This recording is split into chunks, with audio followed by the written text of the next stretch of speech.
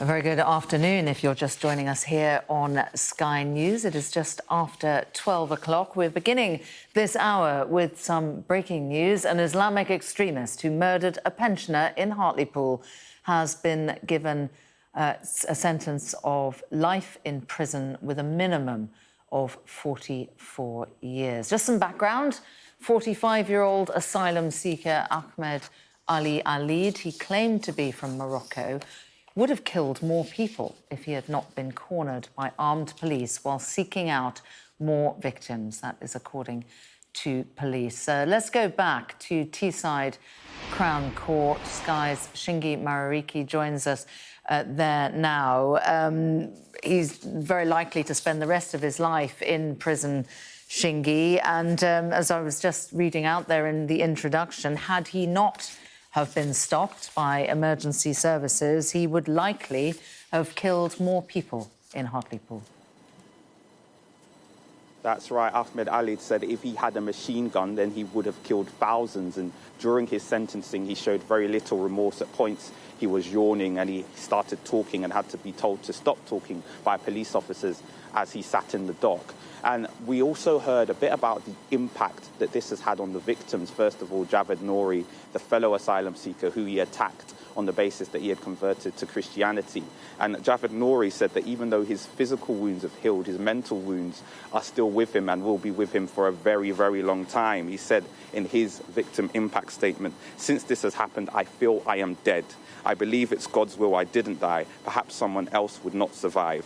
He then said, I do not have a normal life. I do not trust anyone or anything, and I fear being attacked again. He went on to say, "My feelings of this being a safe country have gone. I'd have expected to be arrested and persecuted for converting to Christianity in my own country. I don't feel safe here anymore." And he says he has started to feel depressed and that anxiety and fear has started to fill his life. We also heard from Terence Carney's widow, Patricia, talking about how her life has been a struggle since. And she also said that if it wasn't for her age, she doesn't know how she would be able to go on living with this pain. She said, to put into words the feeling of losing the love of my life, Terence, who I refer to as Tess, is almost impossible. Each day goes by and I try to be brave, but inside I'm numb. I miss doing things with him. This has changed my life forever. She says, I don't feel I can be happy anymore. And at points, she felt like she could not go on much longer. She said that her day-to-day life has been difficult, from going into towns to Morrison's, to where near the scene of where he was stabbed, to spending time with her children and grandchildren. All of those people also affected. So that's the wide-ranging impact of these crimes, for which Alid Ahmed has been sentenced to 44 years at minimum in prison. And he will, I think, expect to spend the rest of his life in prison for those crimes. All right, for now, Shingi, thank you. Just to take our viewers through the moment that the judge, Justice Cheema-Grubb, delivered that sentence at Teesside Crown Court. On the 15th of October last year, you attacked and murdered Terence Carney in a terrorist act. You intended it as revenge for the actions of a foreign country, Israel, and to intimidate and influence the British government in its international relations.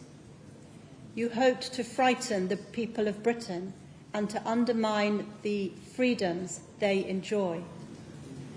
When you attempted to kill Javed Nouri, it was also intended to punish him for converting to Christianity, because that is not permitted by your Muslim faith, which brands him an apostate. For each of these offences, you are sentenced to life imprisonment. For attempted murder, the minimum term is 19 years, 52 days. This will be served concurrent to the sentence for murder.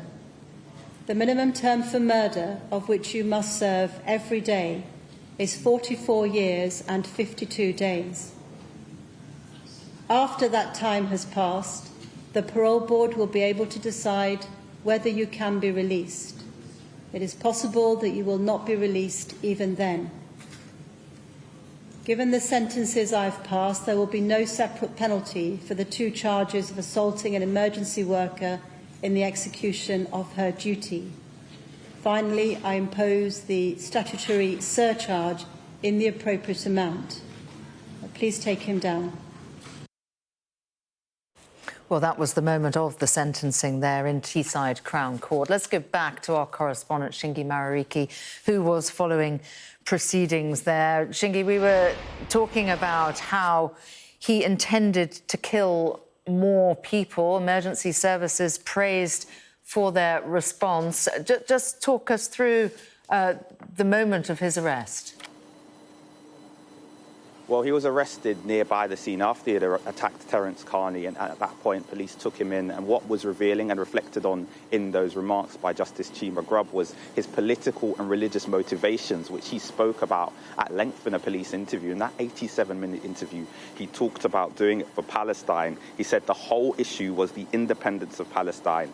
And he then went on to say that even though he knew Mr. Carney, a 70-year-old man, was a poor and innocent man who had committed no faults, he was killed because Britain had created, in his words, Israel and should make it leave. At the end of the interview, he then said he wanted to achieve martyrdom. And at that point, he attacked 2 police officers. The panic button then had to be pressed, which is a reminder of just how dangerous he was seen as, and something that was reflected on in sentencing. In fact, he had attacked 2 members of the police force, was something that was touched on in those sentencing remarks.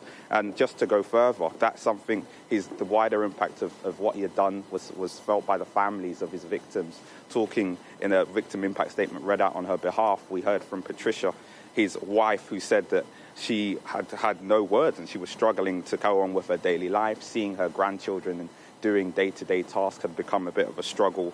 She used to say that she used to go into Morrison's in town. It was close to where he was attacked, and so she can no longer bring herself to going there. She talked about the impact on their grandchildren and children as well.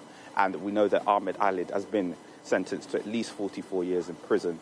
Those political motivations, those religious motivations, also taken into account. This is seen as a terror offence, as well as that murder and attempted murder and those attacks on police officers. Shingi, for now, thank you for that update from Teesside Crown Court.